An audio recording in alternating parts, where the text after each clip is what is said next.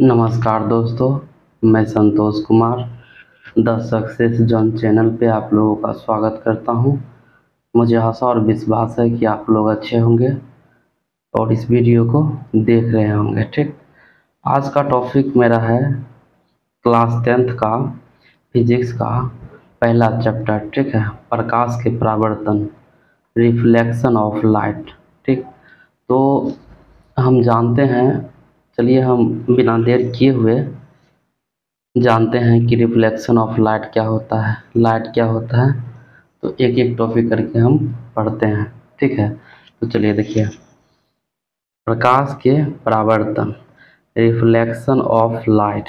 ठीक, देखिए सबसे पहले हम जानते हैं कि प्रकाश क्या होती है। ठीक है, प्रकाश, लाइट, प्रकाश ऊर्जा, प्रकाश ऊर्जा का एक रूप है जिसके सहायता से हम किसी वस्तु को देख पाते हैं। ठीक, अब देखिए, प्रकाश एक विद्युत चुंबकीय तरंग भी है जो अनुप्रस्थ तरंग के तरह कार्य करता है। ठीक है, प्रकाश क्या है? विद्युत चुंबकीय तरंग है जो अनुप्रस्थ तरंग की तरह काम करता है। ठीक है, देखिए, प्रकाश के वेग को सर्वप्रथम रोमन नामक वैज्ञानिक ने मापा था, जो 3 गुना 10⁸ मीटर प्रति सेकेंड होता है। ठीक है, तो यहाँ पे देखिए, ये क्वेश्चन पिछले बोर्ड एग्जाम में, कई एग्जाम में पूछा है। ठीक है, कि प्रकाश का वेग कितना होता है, तो 3 गुना 10⁸ मीटर प्रति सेकेंड होता है। ठीक है, मेरा अगला पॉइंट है, द्रव में प्रकाश के वेग को फौकॉल्ट नामक वैज्ञानिक ने मापा था। ठीक है, तो अगर पूछा जाए कि द्रव में प्रकाश का वेग कितना था, तो 2.25 गुना 10⁸ मीटर प्रति सेकेंड होता है। ठीक है, और पूछा जाए कांच में प्रकाश का वेग 2 गुना 10⁸ मीटर प्रति सेकेंड होता है। ठीक है, तो यहाँ से 3 पॉइंट आप याद रखिएगा। ठीक है, कि प्रकाश का वेग 3 गुना 10⁸ मीटर प्रति सेकेंड होता है, और द्रव में प्रकाश का वेग 2.25 गुना 10⁸ मीटर प्रति सेकेंड होता है, और कांच में प्रकाश का वेग 2 गुना 10⁸ मीटर प्रति सेकेंड होता है। ठीक, इतना बात आप लोगों को समझ में आया होगा। ठीक है, अब हम चलते हैं कि न्यूटन का कणिका सिद्धांत पे। ठीक है, न्यूटन ने प्रकाश का कणिका सिद्धांत दिया था। ठीक है, पार्टिकल थ्योरी ऑफ लाइट। ठीक है, इसमें न्यूटन ने इस नियम में बताया कि प्रकाश छोटे छोटे कण से मिलकर बना है और यह सीधी रेखा में गमन करती है।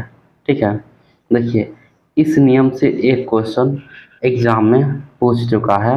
ठीक है, कि सीधी प्रकाश जो है किस रेखा में गमन करती है, तो सीधी रेखा में गमन करती है। ठीक है, इस बात को आप याद रखिए।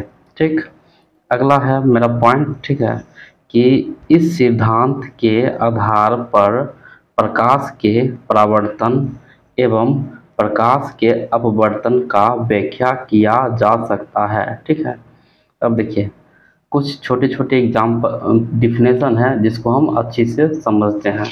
ठीक, देखिए, ये प्रदीप्त, ठीक है, ल्यूमिनियस, वे वस्तुएं जिनसे प्रकाश उत्सर्जित होती है उससे उस वस्तु को प्रदीप्त कहते हैं। ठीक है, जैसे कि सूर्य, बल्ब, etc। ठीक है, ये सब क्या है?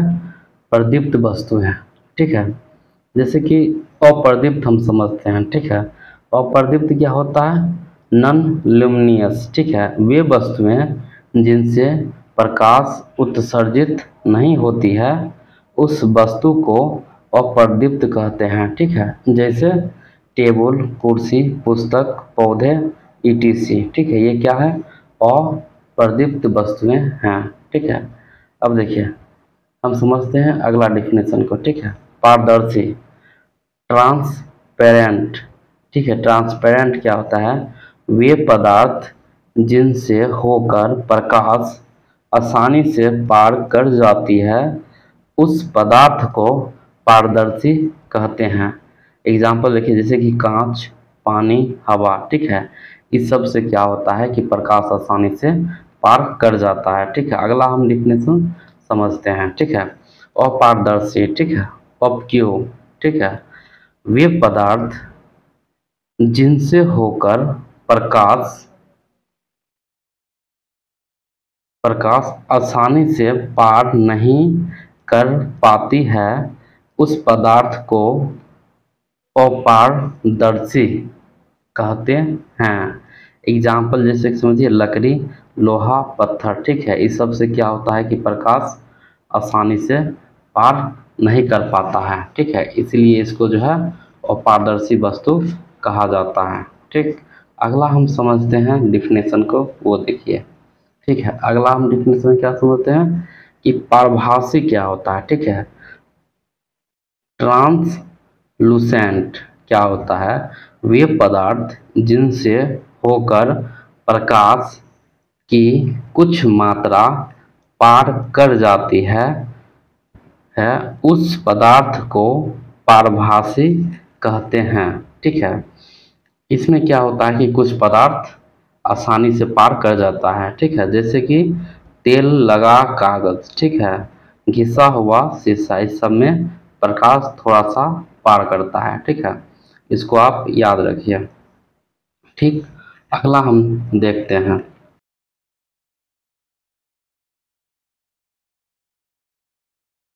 अगला हम डिफिनेशन समझते हैं।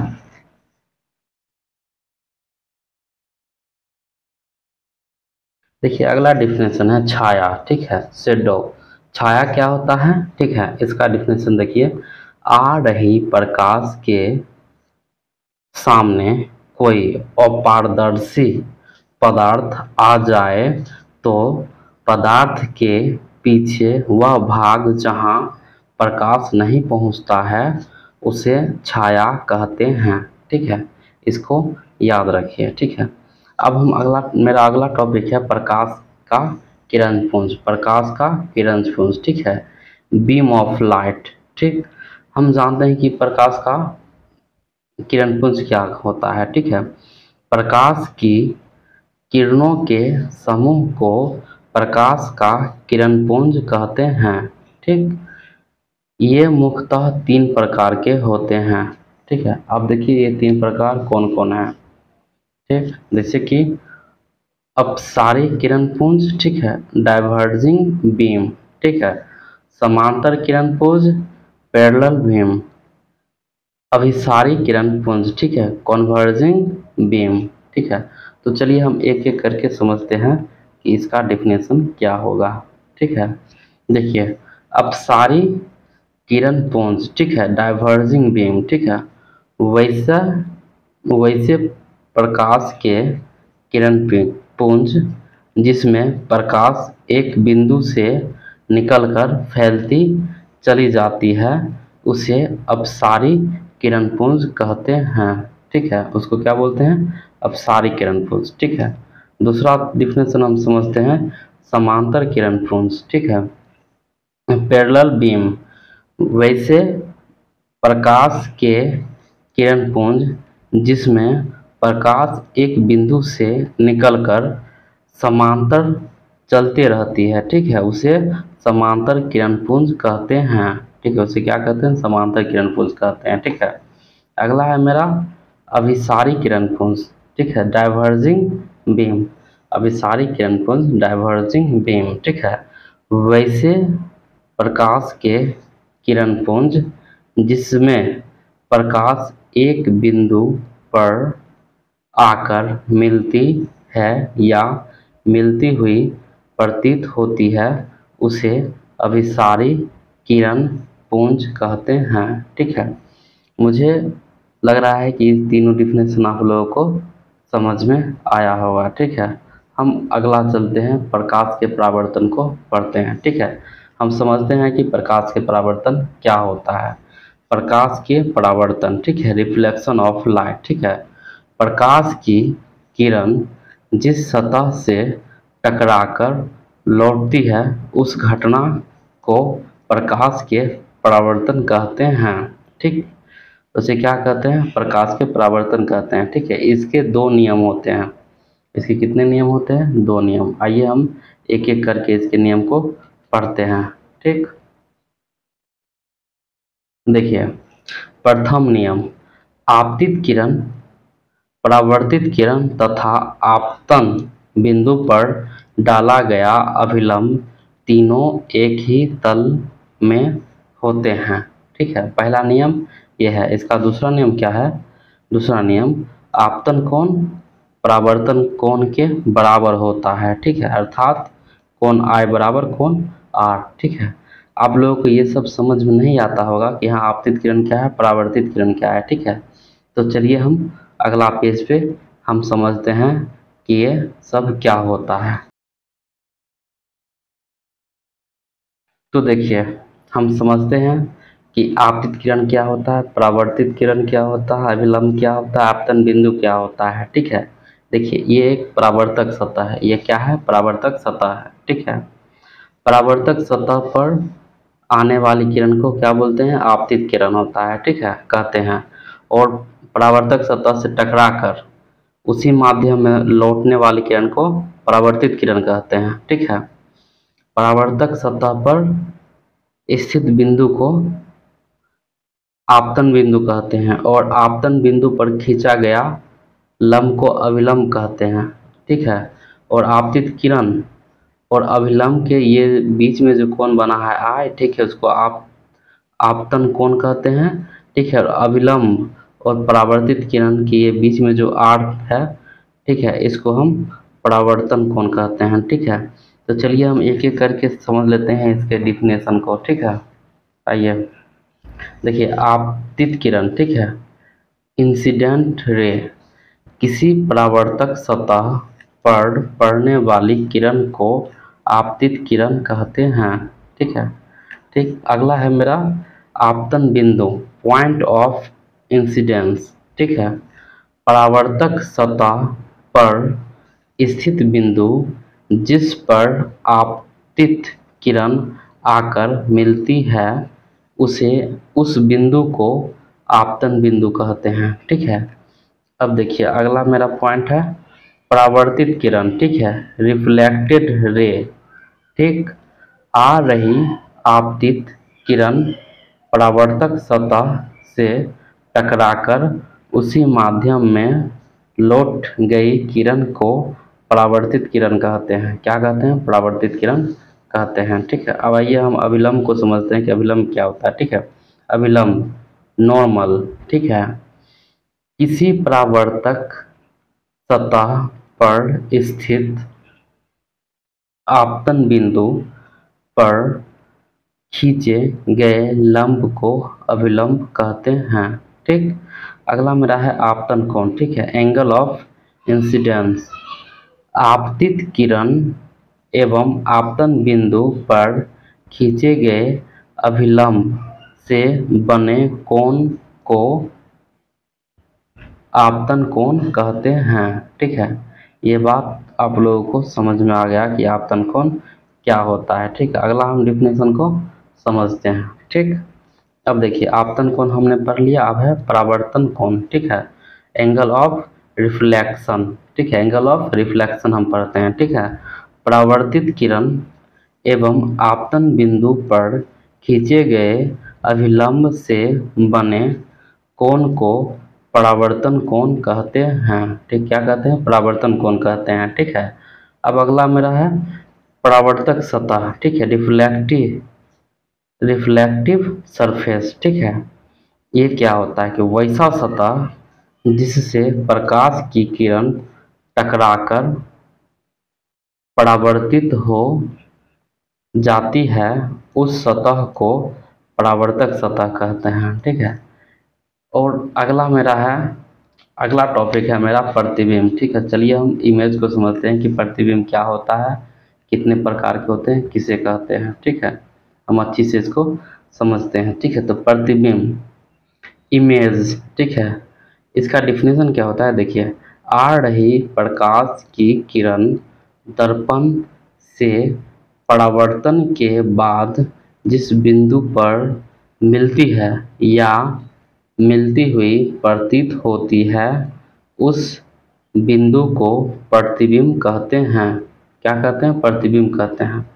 प्रतिबिंब दो प्रकार के होते हैं, ठीक है। वास्तविक प्रतिबिंब, रियल इमेज, काल्पनिक या आभासी प्रतिबिंब, ठीक है, वर्चुअल इमेज, ठीक है। तो हम दोनों डिफिनेशन को एक एक कर समझते हैं, ठीक। अब देखिए वास्तविक प्रतिबिंब क्या होता है। वास्तविक प्रतिबिंब, रियल इमेज, ठीक है। देखिए, आ रही प्रकाश की किरण दर्पण से परावर्तन के बाद वास्तव में जिस बिंदु पर मिलती है, उस बिंदु को वास्तविक प्रतिबिंब कहते हैं। क्या कहते हैं? वास्तविक प्रतिबिंब कहते हैं, ठीक है। अब देखिए कुछ पॉइंट है जो इम्पोर्टेंट है परीक्षा और भी, मतलब एग्जाम और भी उससे, ठीक है। देखिए वास्तविक प्रतिबिंब को पर्दे पर उतारा जा सकता है, ठीक है। और वास्तविक प्रतिबिंब वस्तु के हमेशा उल्टा होता है, ठीक है। वास्तविक प्रतिबिंब वस्तु का हमेशा उल्टा होता है और इसे जो है पर्दे पर उतारा जा सकता है, ठीक है। इसको आप याद रखिएगा, ऑब्जेक्टिव में ये पूछ चुका है। देखिए अब दूसरा डिफिनेशन हम समझते हैं, काल्पनिक प्रतिबिंब क्या होता है। देखिए काल्पनिक या आभासी प्रतिबिंब, ठीक है, वर्चुअल इमेज, ठीक है। इसका डिफिनेशन क्या होता है? आ रही प्रकाश की किरण दर्पण से परावर्तन के बाद जिस बिंदु पर मिलती हुई प्रतीत होती है, उस बिंदु को काल्पनिक या आभासी प्रतिबिंब कहते हैं, ठीक। देखिए काल्पनिक प्रतिबिंब को पर्दे पर नहीं उतारा जा सकता है, ठीक है। इसको क्या है कि पर्दे पर नहीं उतारा जा सकता है। और काल्पनिक प्रतिबिंब वस्तु के हमेशा क्या होता है? सीधा होता है, ठीक है। इस दोनों को याद रखिएगा, ठीक है। काल्पनिक प्रतिबिंब वस्तु के हमेशा सीधा होता है और वास्तविक प्रतिबिंब वस्तु के हमेशा उल्टा होता है, ठीक है। मेरा अगला टॉपिक है दर्पण, ठीक है। हम समझते हैं कि दर्पण क्या होता है, ठीक। देखिए दर्पण, मिरर, ठीक, यह एक परावर्तक सतह होता है जिस पर प्रतिबिंब का निर्माण होता है, ठीक है। दर्पण जो है दो प्रकार के होते हैं। दर्पण कितने प्रकार के होते हैं? दो प्रकार के होते हैं, ठीक है। समतल दर्पण, प्लेन मिरर, गोलीय दर्पण, ठीक है, स्फेरिकल मिरर, ठीक है। चलिए हम समझते हैं एक एक करके कि समतल दर्पण क्या होता है, गोलीय दर्पण क्या होता है, ठीक। आइए देखिए समतल दर्पण, ठीक है, प्लेन मिरर, ठीक है, वह दर्पण जिसका परावर्तक सतह समतल हो उसे समतल दर्पण कहते हैं, ठीक है। कुछ पॉइंट है जो एग्जाम ऑब्जेक्टिव से बहुत इम्पोर्टेंट है, इसको आप याद रखिएगा क्योंकि ये क्वेश्चन जो है बार बार ऑब्जेक्टिव में पूछ लिया जाता है, ठीक है। जैसे कि पहला पॉइंट है, समतल दर्पण में प्रतिबिंब का आकार वस्तु के बराबर, सीधा तथा काल्पनिक या आभासी बनता है, ठीक। इसको आप याद रखिएगा, ठीक है, कि समतल दर्पण में प्रतिबिंब काल्पनिक या आभासी, सीधा और वस्तु के आकार के बराबर बनता है, ठीक है। जिस प्रतिबिंब में काल्पनिक या आभासी बनता है वो हमेशा क्या होता है? दर्पण के पीछे बनता है, ठीक है। ये भी पॉइंट आप याद रखिएगा, ठीक है। अगला पॉइंट हम पढ़ते हैं, समतल दर्पण में दर्पण से वस्तु की दूरी एवं प्रतिबिंब की दूरी समान होती है, ठीक है। देखिए दर्पण से क्या होता है कि वस्तु की दूरी और प्रतिबिंब की दूरी समान होती है, ठीक। अगला मेरा पॉइंट है कि समतल दर्पण की फोकस दूरी अनंत होता है, ठीक है। क्या होता है? देखिए समतल दर्पण की फोकस दूरी अनंत होता है। क्या होता है? अनंत होता है, ठीक है। ये जो है एग्जाम में बार बार पूछ लिया जाता है, ठीक है। पिछला भी एग्जाम में पूछा गया था कि समतल दर्पण की फोकस दूरी क्या होती है? अनंत होती है, ठीक है। इसका प्रतिबिंब दर्पण से पीछे बनता है, ठीक है, और इसका प्रतिबिंब पार्श्व उल्टा बनता है, ठीक है। पार्श्व उल्टा का मतलब क्या है कि समतल दर्पण के जब हम सामने जाते हैं तो राइट हैंड हिलाते हैं, ठीक है, तो दर्पण में प्रतीत क्या होता है कि लेफ्ट हैंड हिल रहा है, ठीक है, तो वो उसी को बोलते हैं, ठीक ना, पार्श्व उल्टा। ठीक, अगला पॉइंट हम पढ़ते हैं, ठीक है, जैसे कि समतल दर्पण में वस्तु का पूर्ण प्रतिबिंब देखने